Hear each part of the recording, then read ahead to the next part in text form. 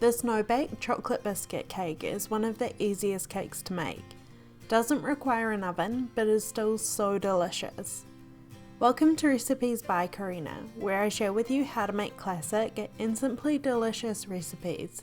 Make sure to subscribe for a new video each week. You may also know this in the form of a slice. It really just depends how you want to serve it, and today I'm going for a cake. Start by melting a few ingredients together. You can either do this in a saucepan on the stovetop, or another option is in the microwave. Measure out 1 cup, 225 grams or 2 sticks of butter. You'll notice I give the recipe amounts in different measurements, so no matter where you live in the world, you should find this recipe easy enough to follow. To the butter, pour in half a cup or 125 ml of golden syrup. If you can't find golden syrup, another option is corn syrup or light treacle. Make sure it isn't too dark though, as the flavour can be overpowering. As this is chocolate flavoured, we'll also need half a cup or 50 grams of cocoa powder. Unsweetened is best here, as we already have enough sweetness with the other ingredients. Lastly, add half a cup or 100 grams of sugar and a quarter cup of water.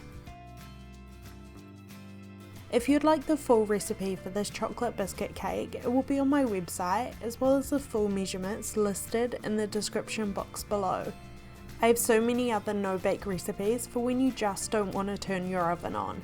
No-bake cheesecakes are kind of my speciality, so if you haven't made one before, I'll have the link in the description box below. Place a saucepan over medium to low heat to melt the ingredients together. Give them a stir occasionally, just to make sure nothing is getting stuck on the bottom of the pan.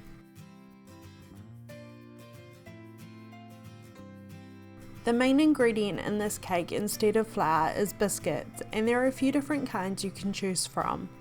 The most traditionally speaking biscuit to use here would be Digestives or tea biscuits, but it's really up to you. If you don't have digestive biscuits where you live, graham crackers are very similar. Those biscuits don't have a huge amount of flavour on their own, so you're really letting the other ingredients come through. Although if you do decide to use something different, make sure to choose something that has a pretty hard texture so it won't turn to mush. In between, make sure to give the butter and chocolate mixture a good stir. You'll need 800 grams or 28 ounces, which may seem like a lot, but this will make a 20 centimeter or 8-inch cake that can easily serve 8 to 12 people. The packets I had were 400 grams each, so I'm using 2, but just check the measurements to see how much you will need. Break the biscuits up using clean, dry hands, or another option is in a bag with a heavy object like a rolling pin or fry pan. You don't want to use a food processor here, as we don't want crumbs, we want a variety of sizes. Some smaller pieces that will absorb a lot of the butter and chocolate mixture, and some larger pieces, which are going to provide a really great texture to the cake. Make sure you're using a large enough bowl, as we'll need to mix the butter and chocolate mixture in at the end. This is a pretty simple cake with not too many ingredients, meaning it's incredibly easy to make. It does, however, leave it open to the option of adding additional ingredients if you would like.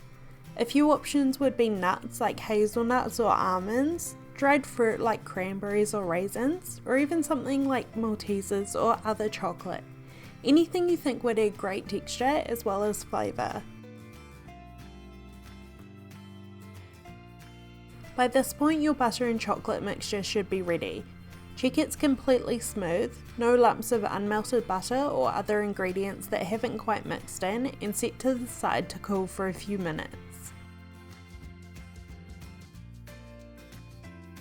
Break up the last few biscuits before pouring the melted butter mixture into the bowl. Using a wooden spoon, fold the ingredients together, making sure to get everything at the bottom of the bowl. It will look like a huge mess, don't worry, our aim here is to cover all of the bits of biscuits in the chocolate, so it should all look dark. As you mix, some of the biscuit pieces will break up smaller, absorbing the liquid, making the whole thing turn into a kind of cake batter.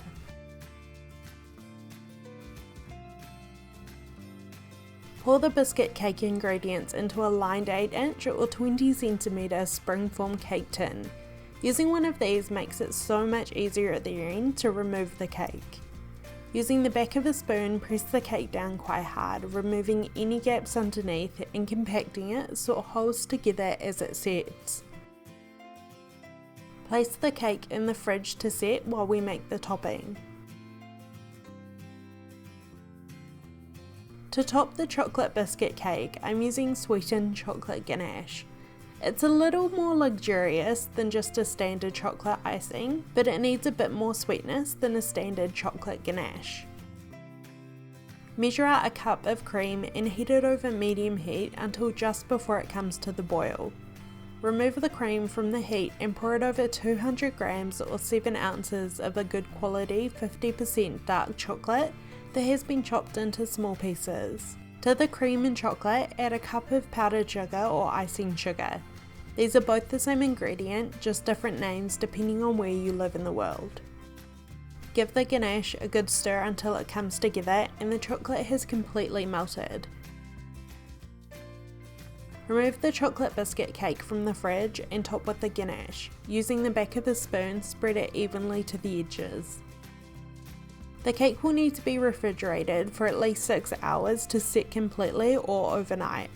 To serve the cake, remove it from the cake pan and slice. This is such an easy and delicious recipe, and being no bake, it means everyone can help out. Thank you so much for watching. I hope you enjoyed this recipe and will try it out. I'll see you in my next video.